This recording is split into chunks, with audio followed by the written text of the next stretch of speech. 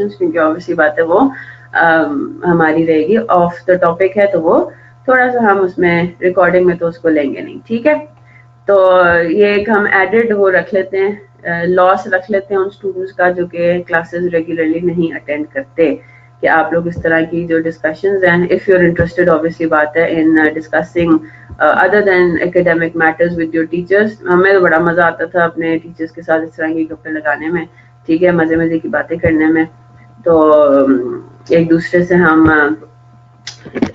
Information ग्लीन जो करते हैं वो मिस करेंगे। चलें जी, अब हम आते हैं क्लास वर्क नंबर 8 पे। कल मैंने आपको कहा था कि आप लोगों ने इसका डायरेक्ट मटेरियल और डायरेक्ट लेबर का जो है वो ट्राई करना है। जी जनाब, हुआ सॉल्व? हो गया? नहीं हुआ? कहाँ मसला आया अनस? अब इसको थोड़ा टाइम सेव करने के लिए मैं ये कर रही हूँ कि मैं जो हूँ सॉल्यूशन आपके सामने खोलने लगी हूँ, ठीक है। तो किधर गया चैप्टर बी लेबर?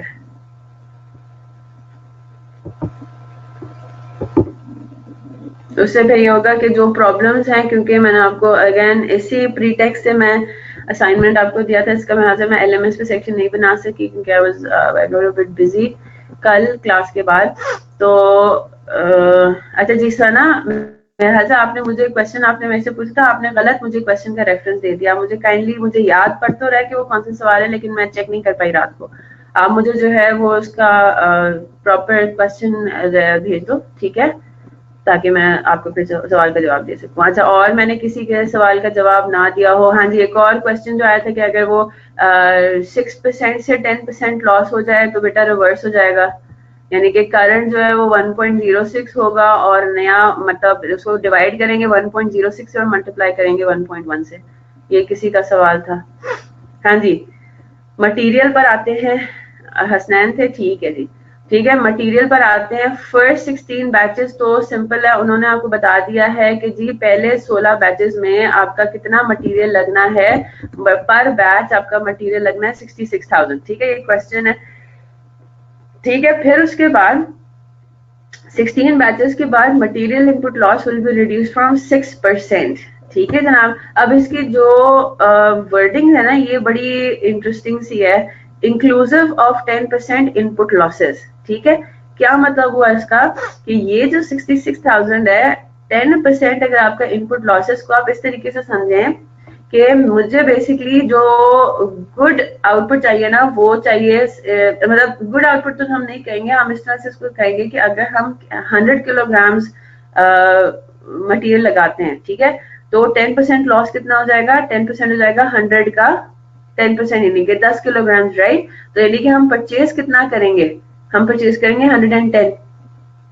ये नेट नहीं है, ग्रॉस अमाउंट है, ये 110 है ना, ये 110% रिप्रेजेंट कर रहा है। ये बात सबको समझ आ गई? हसनैन आपको भी आ गई? क्लियर होगी बात? 100 किलोग्राम आपने इनपुट किया, उसमें ऑब्वियसली बात है 10 किलोग्राम अगर लॉस आपको पता है कि हो जाना है 10% के हिसाब से, तो आप खरीदेंगे कितना? आपको इन अदरवाइज आउटपुट कितना चाहिए आपको, मतलब जो गुड आपको चाहिए वो चाहिए 100 किलोग्राम, ठीक है। तो अब 110 जो है वो खरीदेंगे तो 66,000 रिप्रेजेंट 110%, ठीक है। तो अब वो कह रहा है कि अगर ये 110% आपका था पहले और उसके बाद material losses would be reduced from 10% to 6%, तो हम क्या कहेंगे? हम ये कहेंगे कि अब जाहिर सी बात है, अब हमें कम मटेरियल लगाना पड़ेगा पर बैच, है ना। तो वो आप निकाल लेंगे, 66,000 रिप्रेजेंट्स 1.1%, हमें निकालना है कि अब 1.06% कितना होगा, और रिमेनिंग 84 बैचेस में इतना जो है वो मटेरियल आपका लगेगा, ठीक है। इसमें किसी को और कोई प्रॉब्लम?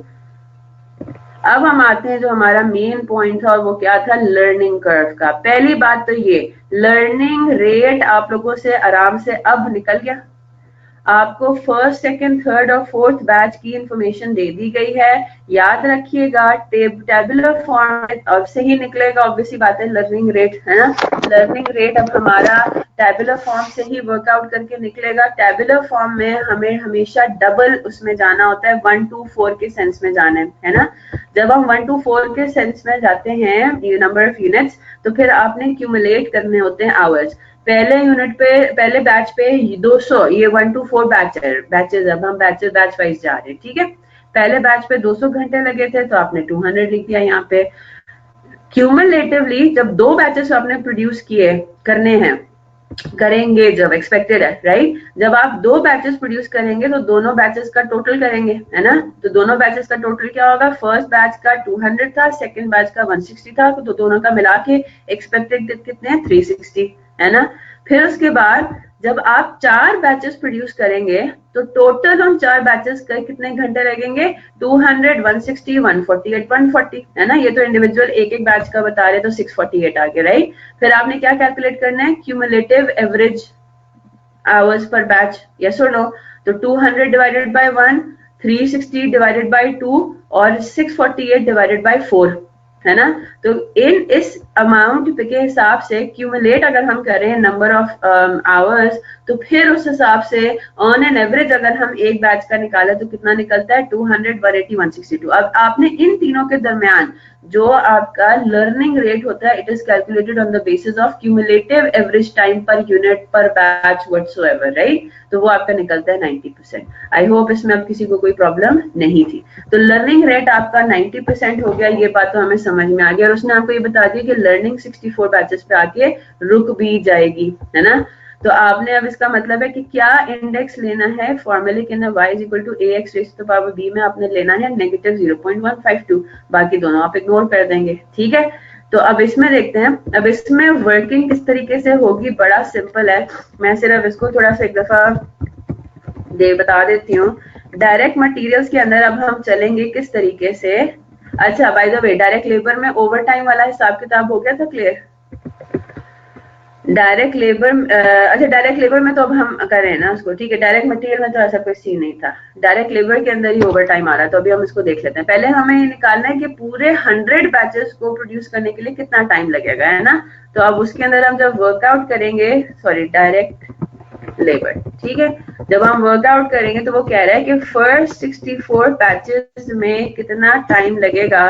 तो आपने क्या करना है, आपने पहले कैलकुलेट करना है y is equal to a x, right, raise to the power negative 0.152, है ना, नेगेटिव 0.152। ये कैलकुलेट करके आप क्या निकाल लेंगे, ये रहा, ठीक है।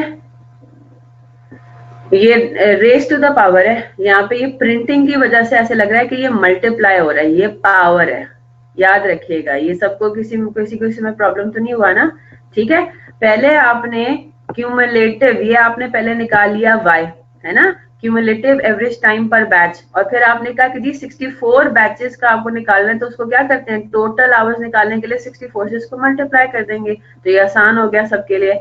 फर्स्ट 64 बैचेस के आवर्स तो टोटल पता लग गए, वो क्या है 6803। फिर आपको ये बात बताई गई है कि 64 बैचेस के बाद कोई लर्निंग नहीं होनी। इसका मतलब है कि जितना टाइम 64th बैच पे लगेगा अब वो कंटिन्यू होगा। तो आपने 64 माइनस 63 निकालना है, बिल्कुल ठीक हमजा। इसमें भी किसी को कोई प्रॉब्लम नहीं हुआ, किसी को कोई प्रॉब्लम तो नहीं हुआ। तो 64 माइनस 63 किया तो वो आया कि जी 91 आवर्स लगे हैं 64th बैच में। तो अब आसान हो गया, पहले 64 बैचेस के आवर्स तो निकले 6803, फिर जो रिमेनिंग 36 बैचेस हैं हर बैच के ऊपर 91 आवर्स लगने, तो टोटल आवर्स कितने बन गए 10,079 आवर्स, है ना, 10,079 आवर्स। और आपको ये बता दिया गया है कि कॉन्ट्रैक्ट के लिए 8,000 घंटे तो हमारे पास हैं, उससे एक्स्ट्रा जितने भी चाहिए होंगे वो ओवर टाइम में आएगा। तो इसका मतलब है ओवर टाइम आवर्स कितने हो गए 2079, है ना। और ओवर टाइम आवर्स का क्या रेट है वो भी आपको बता दिया कितना है 1.5 times the normal rate. Overheads की बात हम बाद में करेंगे, है ना। तो नॉर्मल रेट ओवर टाइम का क्या, लेबर का कितना है, ये कल मैंने आप लोगों से कैलकुलेट भी साथ साथ करवा लिया था। 44,000 टोटल है, 200 आवर्स है, तो नॉर्मल रेट इसका मतलब है कितना है 220 रुपीज पर आवर, है ना, 44,000 डिवाइडेड बाय 200, ठीक है। पहले बैच की इंफॉर्मेशन से हमने वो निकाल लिया। तो इसका मतलब ये हुआ कि जो हमारा डायरेक्ट लेबर है वो कुछ इस तरह से होगा, वो इस तरह से होगा कि 8,000 मल्टीप्लाइड बाय 220, 8,000 घंटे नॉर्मल रेट पे, और रिमेनिंग 2079 आवर्स एट 1.5%, 330, 1 यानी कि 150%, ठीक है, 1.5 टाइम्स 330 के ऊपर वो। तो आई होप इसमें किसी को कोई प्रॉब्लम नहीं है।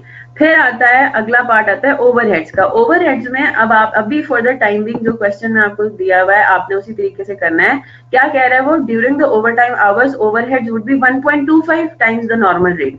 तो ओवरहेड्स जो है वो अभी इंशाल्लाह हम पढ़ेंगे भी। ओवरहेड्स जो है वो ज्यादातर बेस करते हैं लेबर आवर्स के ऊपर, है ना। तो यहाँ पे हम कहेंगे फॉर अप टू, यहाँ पे भी हम किस पे बेस करेंगे, अप टू 8000 आवर्स ओवरहेड्स का क्या रेट है, 8000 मल्टीप्लाइड बाय 120। 120 कहाँ से आया, पहले बैच में कितने ओवरहेड्स थे, 30,000, है ना। 30,000 ओवरहेड्स थे और कितने घंटे के हिसाब से थे वो, 200 आवर्स के हिसाब से। तो जब हम इसको वर्कआउट करते हैं तो 120 बनता है, 150 बनता है, 30,000 डिवाइडेड बाय 200 ये बनता है 150, सॉरी, ठीक है, ये 150 बनता है। तो अप टू 800 आवर्स का नॉर्मल रेट हम क्या कहेंगे कि जी 8000 घंटे जो है वो 150 के हिसाब से हमने चार्ज करने हैं, ठीक है।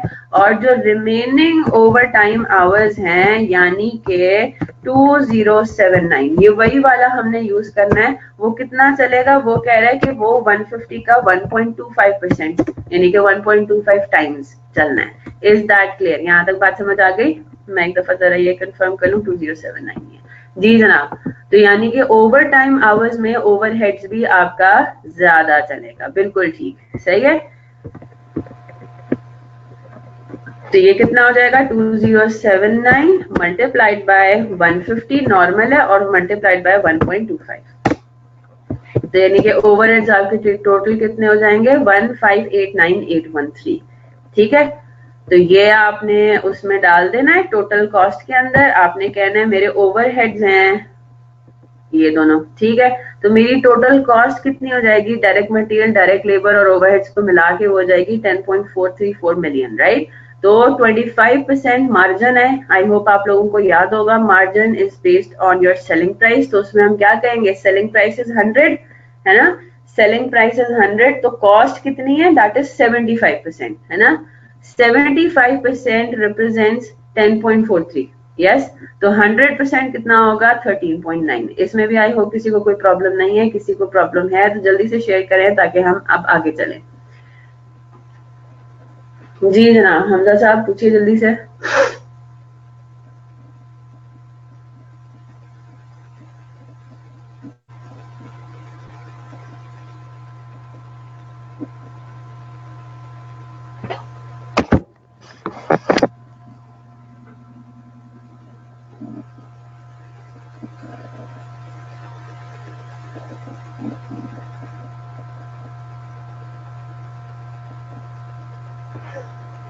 नेक्स्ट मटेरियल में नेक्स्ट 84 बैचेस का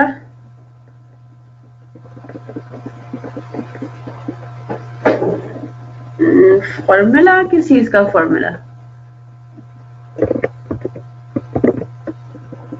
बेटा, हर चीज का फॉर्मूला तो नहीं होता ना, हर चीज का शॉर्टकट थोड़ी होता है। अभी लॉन्ग तरीका ही है, लंबा तरीका है तो लंबा तरीका ही करेंगे। फॉर्मेट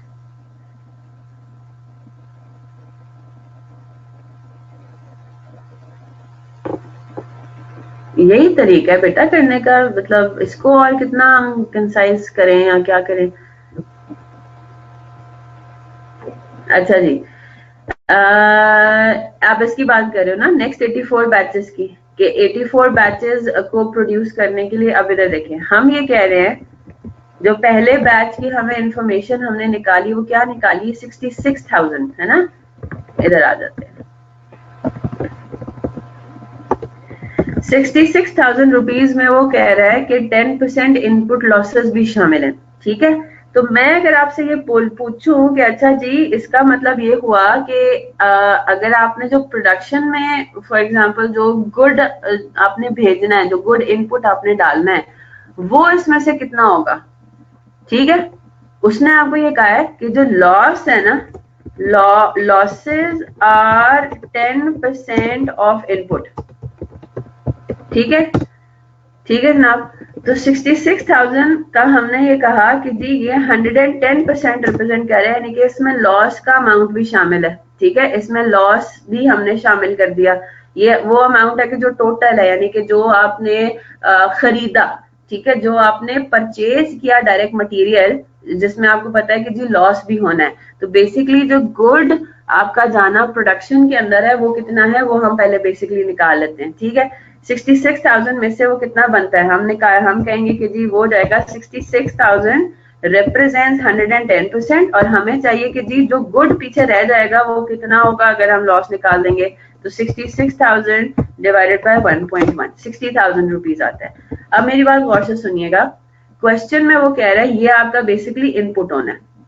अच्छा यहाँ पे ना हसनैन, ये थोड़ा सा वर्डिंग्स का गेम है, बिल्कुल आपकी बात बिल्कुल ठीक है, परचेज हम 100% ही करते हैं, लेकिन यहाँ पे वर्डिंग्स ऐसी हैं कि इससे हमें ये लग रहा है कि आपने जो इसको उसी तरह से समझ लें, इसको मैं किस तरीके से आपको और एक्सप्लेन कर सकती हूँ, वही 100 की टर्म्स में एग्जांपल अगर ले लें कि 100 किलो अगर मैंने डालना है प्रोडक्शन में, ठीक है, 100 किलोज, और मैंने आपको ये बता दिया कि 10% मेरा लॉस का रेट है, तो 100 किलो का, अब मैंने आपको बता दिया कि ये 10% किसके ऊपर बेस कर रहा है, इनपुट के ऊपर बेस कर रहा है कि मैंने डालना कितना है प्रोडक्शन के अंदर, ठीक है।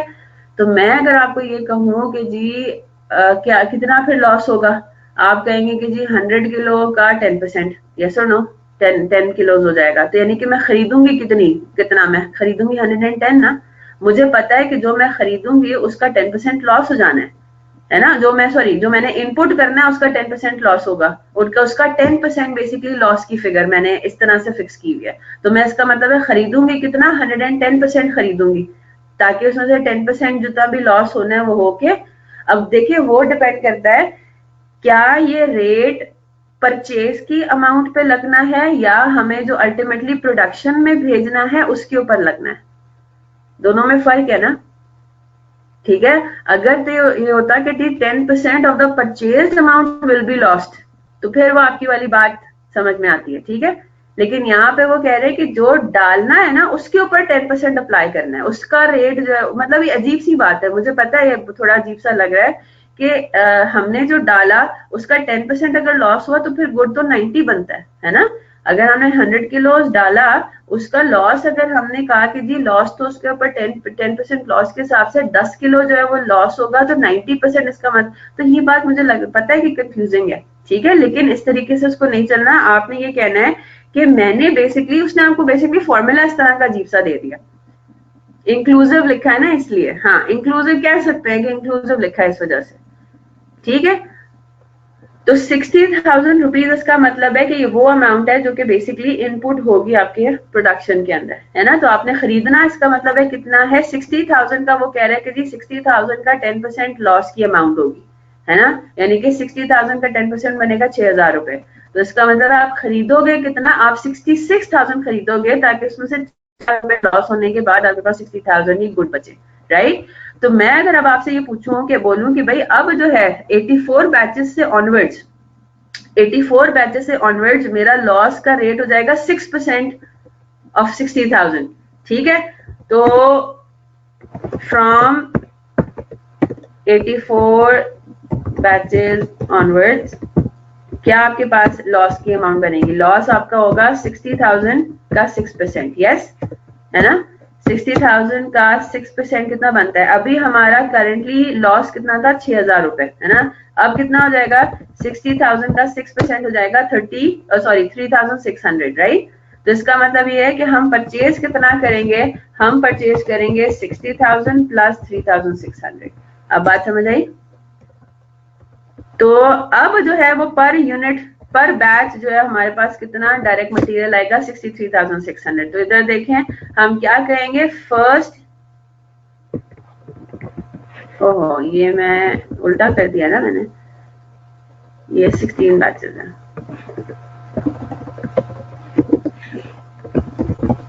ठीक है। हम क्या कहेंगे, हम ये कहेंगे कि फर्स्ट 16 बैचेस में, इसका मतलब है आपके पास डायरेक्ट मटेरियल की कॉस्ट कितनी आएगी 66,000 इंटू 16, ये बात तो समझ आ गई है ना।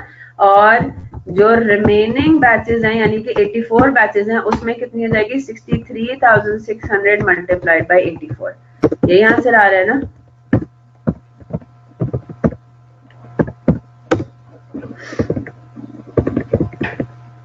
जी बिल्कुल, ठीक है। इसको अगर हम ब्रेक करके देखें, चलें जी, अब हम थोड़ा आगे चलते हैं। अब हमने जो एक क्वेश्चन देखना है इसी तरह से similar to the one that we just did, लेकिन उसमें एक पॉइंट है जो मैंने आप लोगों से आपको समझाना है, ठीक है। और वो पॉइंट क्या है उसको जरा हम देख लेते हैं।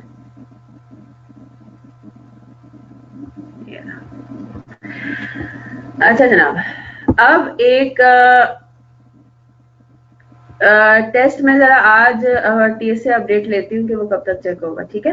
असल में उसमें एक जो क्वेश्चन था ना, क्वेश्चन नंबर 3 था जिसमें प्रिंटिंग का मसला था, तो वो मैंने चेक करना था, वेटिंग के टीए मुझे ओके कर दे कि उसने बाकी सारे क्वेश्चन देख लिए हैं, तो फिर मैं इंशाल्लाह आपका उसका देख लूंगी, ठीक है। ये तो पुरानी सही टेक्स्ट को लेके किधर है नई वाली, ये रही। अच्छा जी, इसमें जो एक पॉइंट आपको बताना है इम्पोर्टेंट, वो ये पॉइंट है कि अगर मैं आपको ये कहूँ कि मेरे पास एक कॉन्ट्रैक्ट आया है, ठीक है, मैंने अब उसको मैंने उसको बताना है कि मैंने उसकी प्राइस क्या रखनी है। एक्सेप्ट तो मैंने करना है, ठीक है। मैंने उसकी प्राइस अब क्या रखनी है, तो जाहिर सी बात है हम उस कॉन्ट्रैक्ट से रिलेटेड एक्सपेक्टेड कॉस्ट सारी लेते हैं, है ना।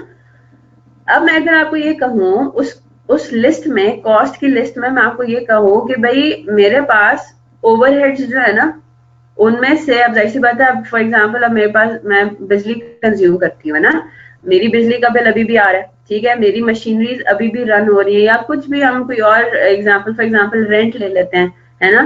फैक्ट्री का रेंट है, फैक्ट्री का रेंट आपको पे करना है, that is a factory overhead, right. Factory overhead है, फैक्ट्री का रेंट आपने फैक्ट्री रेंट पे ली हुई है। अब मैं आपको अगर ये कहूँ कि भाई देखें, आगे जाके हम जब ओवरहेड्स का पढ़ेंगे तो ये चीज आपको और क्लियर हो जाएगी। हम ये कहेंगे कि अच्छा जी, अगर हम ये कॉन्ट्रैक्ट ले लेते हैं, ऐसी बात है ना, तो क्या होता है, हम लोग बेसिकली क्यों अपनी कोशिश करते हैं कि हम अपनी प्रोडक्शन ज्यादा से ज्यादा रखें, हमारी बिजनेस एक्टिविटी ज्यादा से ज्यादा हो। मेरी बात गौर से सुनिएगा क्योंकि आगे ओवरहेड्स के लिए भी काम आएगा, ठीक है। जब आपका लेवल ऑफ एक्टिविटी ज्यादा होता है तो आपकी पर यूनिट कॉस्ट आइडियली कम हो जाती है। ये बात समझ आती है? ये कैसे हो गया, ये कैसे हो गया? अब डायरेक्ट मटेरियल और डायरेक्ट लेबर देखते हैं। कॉस्ट के 3 ही कंपोनेंट्स हैं, है ना, यहाँ पे प्रोडक्ट कॉस्ट के, direct material, direct labour, overheads. Yes, आपको पता है डायरेक्ट मटेरियल तो वेरिएबल होता है नेचर, है ना। डायरेक्ट मटेरियल तो वेरिएबल इन नेचर होता है ना। तो अगर मैं कहूँ कि भाई मेरी अगर लेवल ऑफ प्रोडक्शन बढ़ जाता है तो मेरी पर यूनिट कॉस्ट तो डायरेक्ट मटेरियल के पॉइंट ऑफ व्यू से सेम रहनी चाहिए, है ना। डायरेक्ट मटेरियल तो कांस्टेंट ही होता है, अनलेस कि कोई और ऐसा सिनेरियो हो जाए, है ना, कि बल्क डिस्काउंट मिल जाए व्हाटसोएवर, राइट। तो डायरेक्ट मटेरियल तो पर यूनिट सेम होता है। इसी तरह से डायरेक्ट लेबर भी चेंज नहीं होता पर यूनिट आइडियली, यस और नो। तो फिर जब हम ये बात करते हैं इकोनॉमीज ऑफ स्केल की, हम बात करते हैं कि जितना ज्यादा हमारा प्रोडक्शन लेवल होगा उतना ज्यादा पर यूनिट कॉस्ट कम होगी, तो फिर वो किस पॉइंट ऑफ व्यू से ज्यादा बात की जाती है? वो बात की जाती है ओवरहेड्स के पॉइंट ऑफ व्यू से। मेरी बात गौर से सुनिएगा, मैं लिखवा इसीलिए नहीं रही क्योंकि ओवरहेड्स में हमें सारी चीजें देखेंगे इंशाल्लाह, और वैसे भी ये जनरल बात है। अच्छा जी, मैंने रेंट पे करना है, रेंट फिक्स्ड ओवरहेड है, यस, फिक्स्ड ओवरहेड है, रेंट मैंने पे करना है 1 लाख रुपए का। अब वो पे करना ही करना है, कॉस्ट इनकर होनी है। अच्छा, मैं अगर आपको ये कहूँ कि मैं अगर फैक्ट्री को यूज करती हूँ for the production of 50 outputs, 50 units, ठीक है, मेरा रेंट कितना है लिखिएगा मत प्लीज, रेंट है मेरा 1 लाख रुपए, है ना। और मेरा अगर आउटपुट जो है, मेरे जो प्रोडक्शन है वो है 50 यूनिट्स, तो मुझे बात बताइए मेरे पास पर यूनिट रेंट एक्सपेंस कितना होगा? 2000, है ना। पर यूनिट मेरे पास कितना निकलेगा? 1 लाख। मैं ये कहूंगी कि 1 लाख रुपए का खर्चा इन 50 यूनिट्स ने बेयर किया, यस और नो। तो मेरे पास ये होगा कि मेरे पास, इसका मतलब है पर यूनिट रेंट का कितना पड़ता है? 2000। अगर मेरे पास यहाँ पे आउटपुट बढ़ के हो जाए फॉर एग्जाम्पल 100 यूनिट्स, तो मेरा रेंट पर यूनिट कितना पड़ेगा? 1000 रुपए। हो गया कम, है ना। अब वही 1 लाख रुपए का रेंट मेरे 100 यूनिट्स बेयर करें, तो ये हम कहते हैं इकोनॉमीज ऑफ स्केल। इसकी वजह से हमारी पर यूनिट कॉस्ट जो है वो ओवरऑल कम हो रही होती है, ठीक है। अब मेरी बात गौर से सुने, मेरा रेंट वैसे का वैसे ही है ना, मेरा रेंट 1 लाख रुपए। अब मैं आपके मेन पॉइंट के ऊपर आती हूँ। अब मेरे पास एक नया कॉन्ट्रैक्ट आया, ठीक है। अब मेरे पास एक नया कॉन्ट्रैक्ट आता है और आपको कहा जाता है कि आपने उसकी प्राइसिंग करनी है, रेंट भी एक्सपेंस है, रेंट भी ओवरहेड है ना, रेंट भी आपका ओवरहेड है, इसका भी ऑब्वियसली बात है, कॉन्ट्रैक्ट में आपको प्रोडक्शन करनी है यूनिट्स की, तो फैक्ट्री तो इस्तेमाल होनी है, फैक्ट्री का रेंट भी वहां पे इनडायरेक्टली कहीं ना कहीं इन्वॉल्व हो रहा है। अब मेरी बात, आपका जवाब दीजिए, जब आप टोटल कॉस्ट कैलकुलेट कर रहे होंगे उस कॉन्ट्रैक्ट की, कि जब मैं कॉन्ट्रैक्ट ये एक्सेप्ट करूंगी तो मेरे पास क्या क्या खर्चे आएंगे, तो क्या उसमें मैं 1 लाख रुपए के फैक्ट्री रेंट को भी कंसिडर करूंगी? अरे ये बात तो कंफर्म है कि it is related to factory, contract आपने फैक्ट्री के थ्रू ही प्रोडक्शन करनी है, तो क्या आप इस रेंट को रेलेवेंट कॉस्ट लेंगे या इररेलेवेंट लेंगे? अगर रेंट इंक्रीमेंटल है तो लिया जाएगा, वेरी गुड अब्दुल्ला, इररेलेवेंट है otherwise existing overheads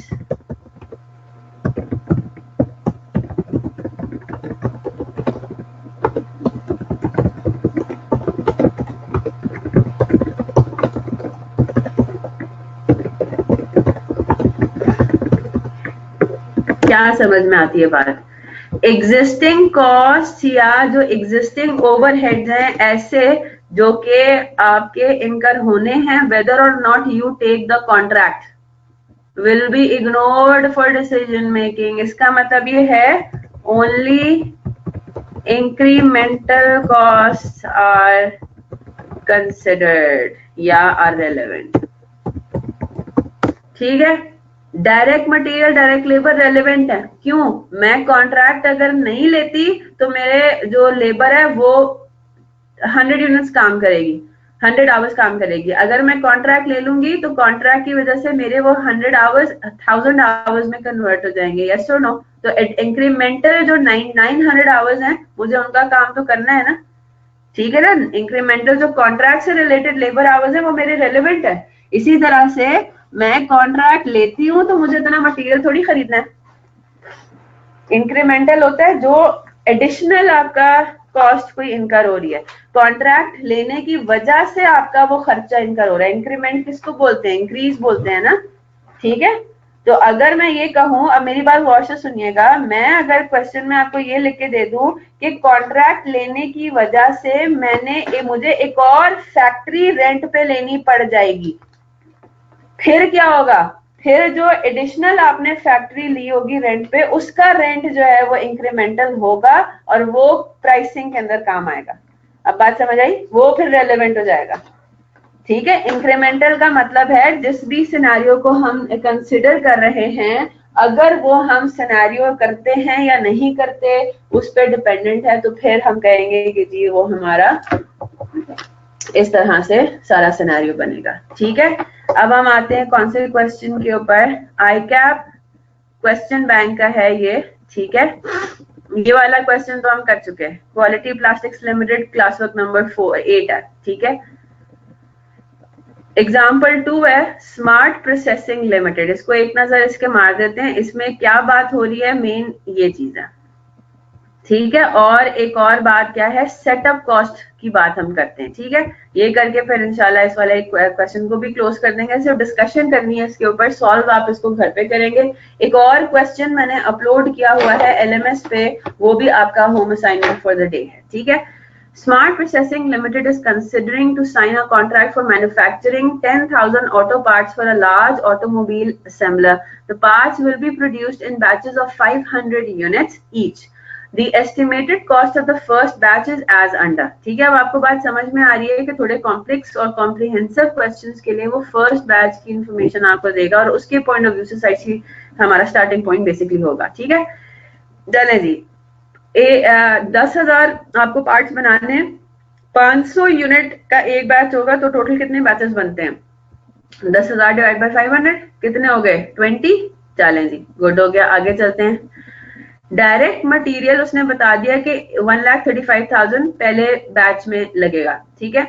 direct labour वो कह रहा है पहले बैच के घंटे हैं 1500, तो ये ए हो गया हमारे y is equal to ax raise to power b में, है ना?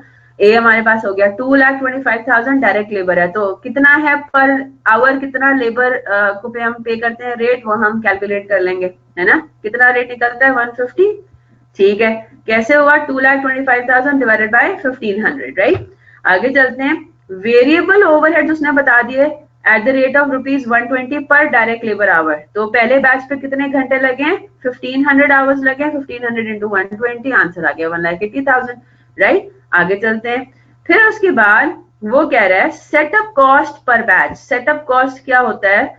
अब जाहिर सी बात है, अब बैच को सेटअप करने के लिए, प्रोडक्शन में भेजने के लिए हो सकता है आपको कोई खर्चे वर्चे इनकर करने पड़ते हैं। जैसे फॉर एग्जांपल मैं जो हूँ, छोटी सी एग्जांपल दे देती हूँ कि अगर कोई बेकरी है ना, बेकरी है तो जी बेकरी के अंदर आपको पता है कि जी ओवन में बैचेस में चीजें प्रिपेयर होती है ना, एक मतलब बेकिंग ट्रे के अंदर ढेर सारा अच्छा खासा यूनिट्स प्रोड्यूस हो जाते हैं एट वन टाइम। बैच क्या होता है कि एट वन टाइम आप उस पूरे मतलब यूनिट्स को आप प्रोड्यूस कर सकते हो, राइट। तो फॉर एग्जाम्पल मेरा एक सेट प्रोसीजर है। क्या प्रोसीजर है कि कोई भी बैच बेक करने से पहले मैं, फॉर एग्जांपल मैं केक्स मैं मैन्युफैक्चर करती हूँ और मुझे ये पता है कि मेरा जो पूरा जो प्रोडक्शन का सेटअप है वो ऐसा है कि मुझे बेक करने से पहले आधा घंटा उस ओवन को प्री हीट करना है ना, प्री हीट करना है, उसके उसके अंदर उसको ऑयलिंग करनी है, बहुत सारी चीजें जो है वो हर टाइम पे मुझे काम करना ही पड़ेगा, राइट।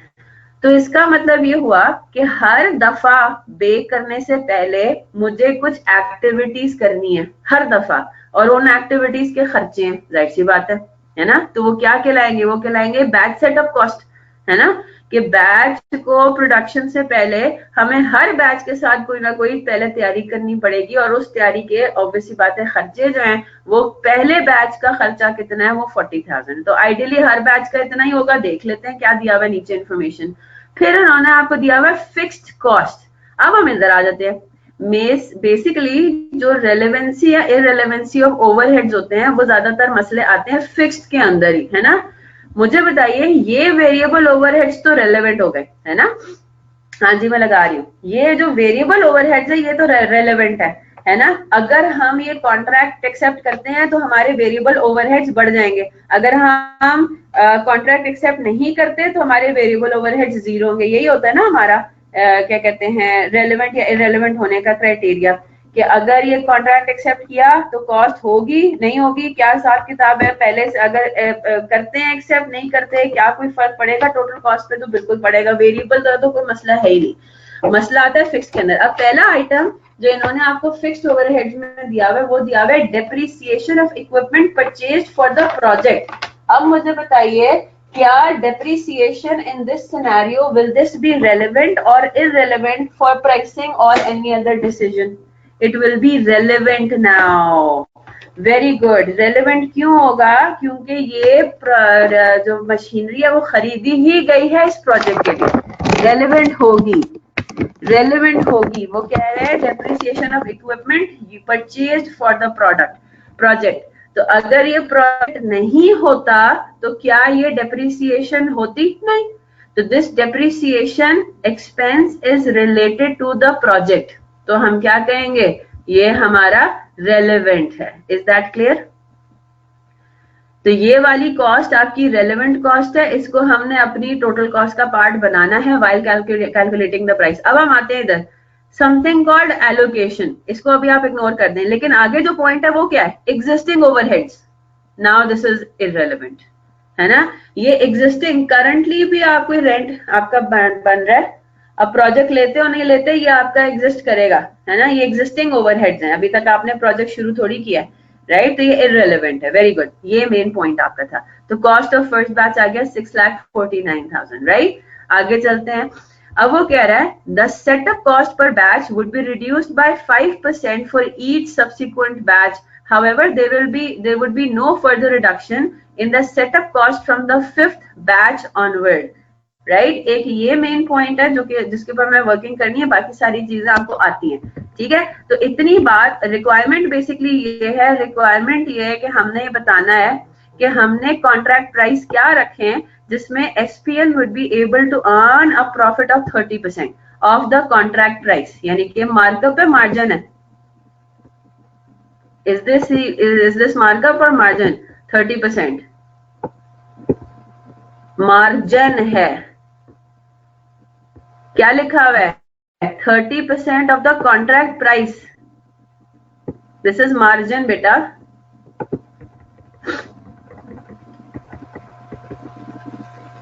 ठीक है, दिस इज मार्जिन, ये मार्जिन है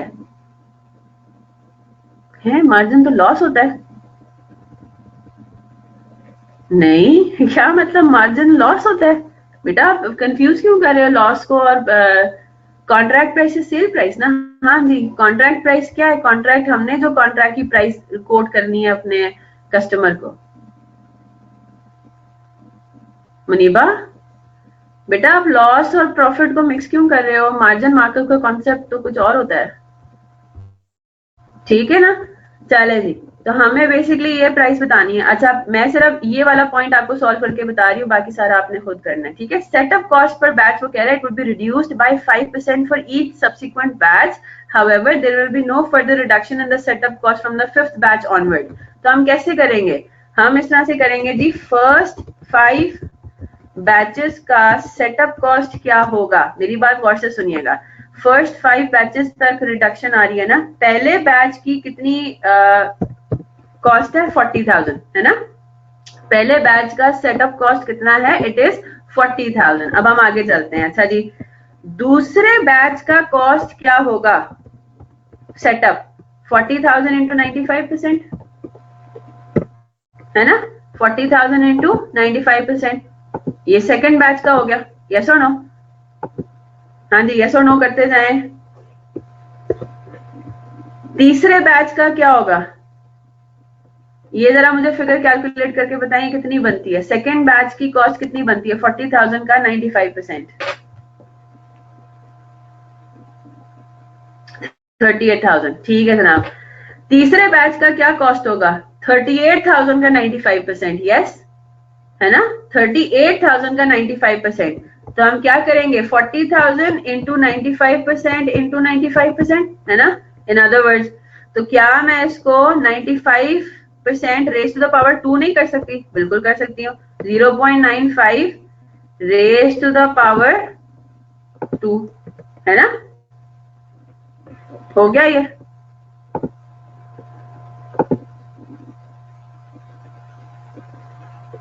अभी हम 5th पे आए कहां पर हैं?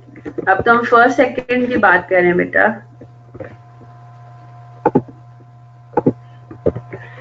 ठीक है, अच्छा जी, ये तो तीसरे बैच का अभी तक हुआ ना, ये तो अभी हमने तीसरे बैच का किया। अच्छा जी, फर्स्ट बैच का 40,000 हुआ, सेकेंड बैच का 40,000 का 95% हुआ, थर्ड बैच का जो सेकेंड बैच का है उसका आगे 95% है, यस और नो। फोर्थ बैच का क्या होगा? 95 रेज टू द पावर 3। बात समझ आ रही है ना? 95% रेज टू द पावर 3, 0.95। और फोर्थ बैच का 1 2 3 4 वो क्या कह रहा है कि there will be no further reduction in the setup cost from the 5th batch onwards, यानी कि दैट्स इट, फोर्थ बैच की रिडक्शन हो रही है ना। फोर्थ बैच तक ही आपकी होगी रिडक्शन, है ना। तो 40,000, फिर 40,000 का 0.95, फिर उसका 0.95, फिर उसका 0.95। तो पहले 4 बैचेस का यहाँ पे फर्स्ट 4 बैचेस, और कह रहा है जो 5th बैच है उससे ऑनवर्ड्स कोई रिडक्शन नहीं होगी। तो इसका क्या मतलब हुआ? मेरा जो 4th बैच का टाइम था वो कितना था, वो कॉस्ट था वो कितना था? 4th बैच का मुझे बता दें। 4th बैच का है 40,000 इंटू 0.95 इंटू 0.95 इंटू 0.95। कितना आंसर आ रहा है?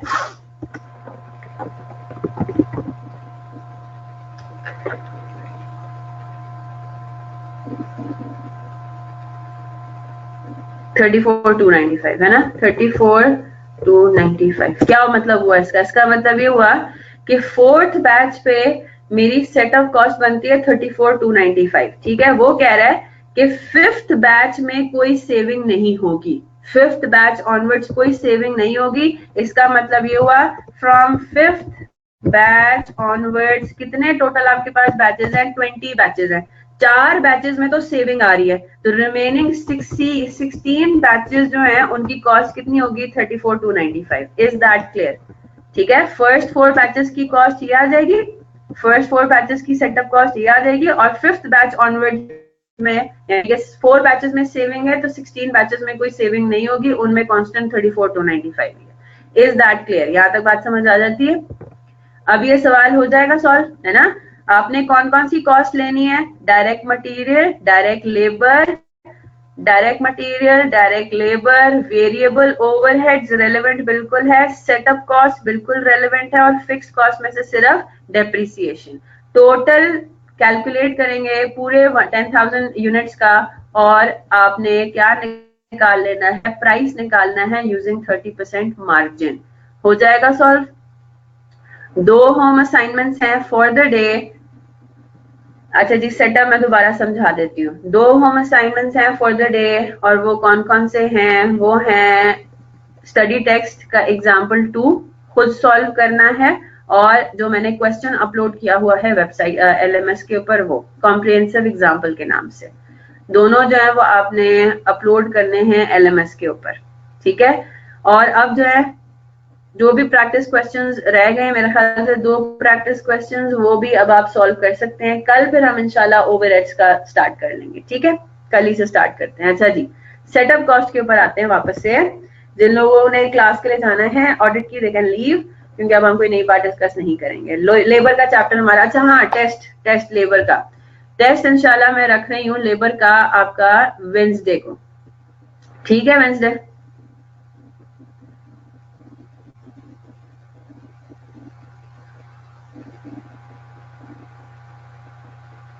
ठीक है, क्लास वर्क 8 का भी बना देती हूँ मैं।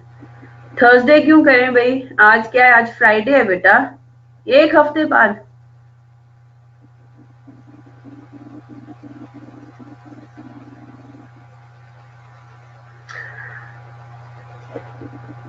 अच्छा जी, वेंसडे थर्सडे 2 दिन, मेरे भी 2 दिन होते हैं ना टेस्ट के, वेंसडे थर्सडे 2 दिन रख लेते हैं, ठीक है।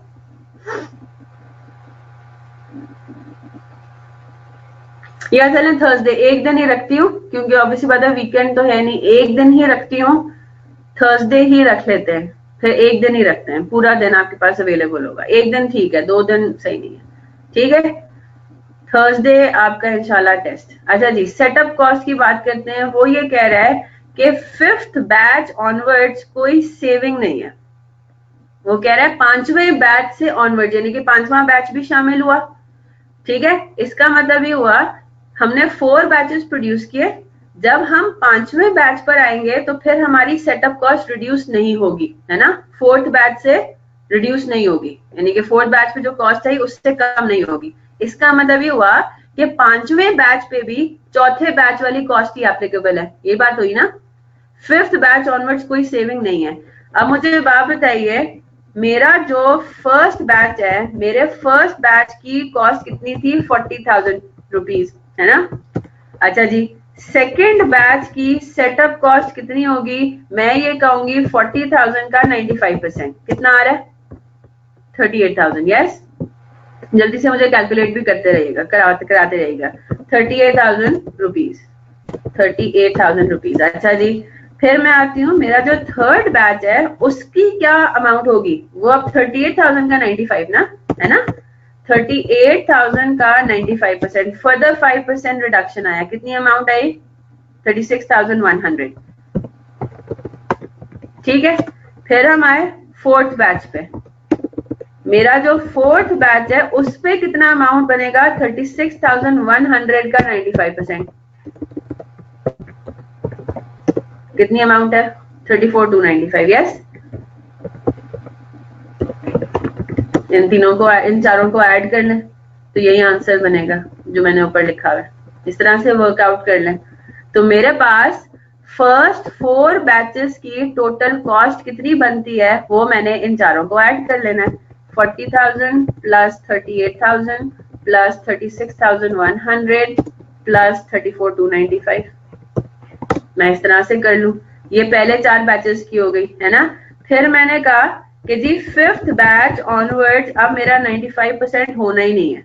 5th बैच ऑनवर्ड्स कितने बनते हैं? 16 बैचेस बनते हैं। देखें 20 बैचेस टोटल हैं, 20 में से 4 बैचेस पे तो सेविंग हो रही है, तो सेविंग किस पे नहीं हो रही? 16 बैचेस पे कोई सेविंग नहीं हो रही। तो इसका क्या मतलब है? इसको जब हम सॉल्व करेंगे तो वो कितना बनेगा? 16 बैचेस के ऊपर कितना जो है कॉस्ट पर बैच आ रही है, वो कह रहे हैं कि जो चौथे, ऑब्वियसली बात है, जिस तक सेविंग आपकी कम हुई थी 34,295 तक ही पहुंचा था ना, तो इसका मतलब ये हुआ कि जो रिमेनिंग आपके पास ये बैचेस हैं उनके ऊपर कितनी कॉस्ट है सेटअप, हर बैच की सेटअप कॉस्ट है इतनी। तो इसका मतलब है कि total setup cost for the contract कितनी हो गई 697,115। That's it. समझा? हो गया क्लियर? तो टोटल सेटअप कॉस्ट कितनी हो गई, ये फिर हम अपनी प्राइसिंग के लिए यूज करेंगे कि पूरे कॉन्ट्रैक्ट को वो करने के लिए, फुलफिल करने के लिए हमें 6,97,000 रुपीज का खर्चा आएगा। और बताइए।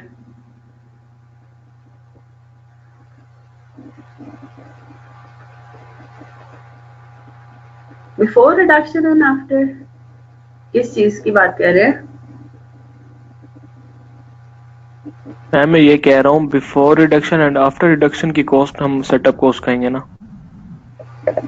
बिफोर रिडक्शन आफ्टर रिडक्शन ये तो है ही ना, ये तो प्रॉपर जो लगा है खर्चा, लगेगा खर्चा वही हमने निकाला ना। 40,000 रुपए ओरिजिनल अमाउंट है कॉस्ट की पहले बैच पे जो लगी, रिडक्शन होने के बाद 38,000 आ रहा है सेकंड बैच पे। एक्चुअल ले रहे हैं ना कि जो कितना लगेगा ये वही है ना, इसके ऊपर थोड़ी 95% लगाना है आप, वो तो आप लगा चुके। ठीक है, ये तो आप लगा चुके हो। एग्जैक्टली जिस तरह डेप्रिसिएशन में रिड्यूसिंग बैलेंस मेथड होता है, ये उसी तरह का है ना, ये रिड्यूस डेप्रिसिएशन है। तो क्या रिड्यूसिंग बैलेंस मेथड में आप दोबारा फाइनल आंसर पे लगाते हो कोई परसेंटेज? नहीं ना। उसी तरह से समझ लें, है वैसे काफी डिफरेंट चीजें फरदीन। हाँ जी, और बताइए,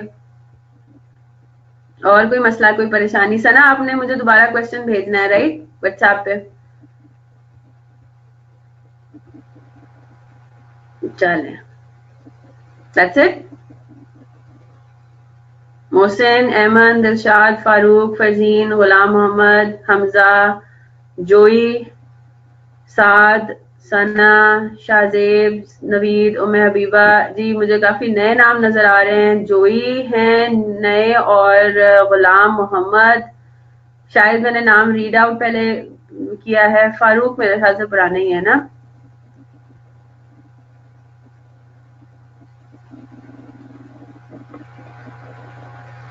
चलें जी, कल थोड़ा फिर न्यू स्टूडेंट्स का मैं फिर अपडेट ले लूंगी।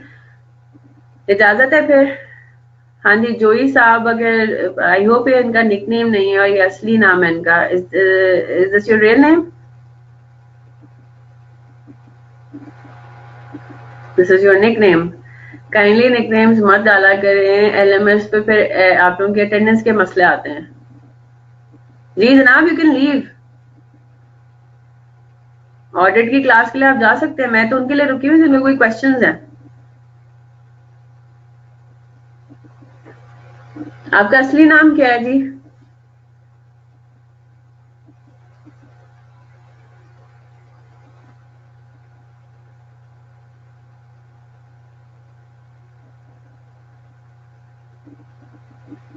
तो वही लिखिए, इतना प्यारा नाम है आपका, अबू बकर हसन। वो क्यों नहीं लिखते आप? ठीक है, एलएमएस पे फिर अटेंडेंस के इश्यूज शायद इसी वजह से होते हैं। I am not really sure, लेकिन असली नाम लिखे ना ताकि मुझे भी आइडेंटिफिकेशन में आसानी हो। ठीक है, चलें जी, इंशाल्लाह फिर कल मिलते हैं। Till then take care of yourselves, दुआ में याद रखिएगा। अल्लाह हाफिज।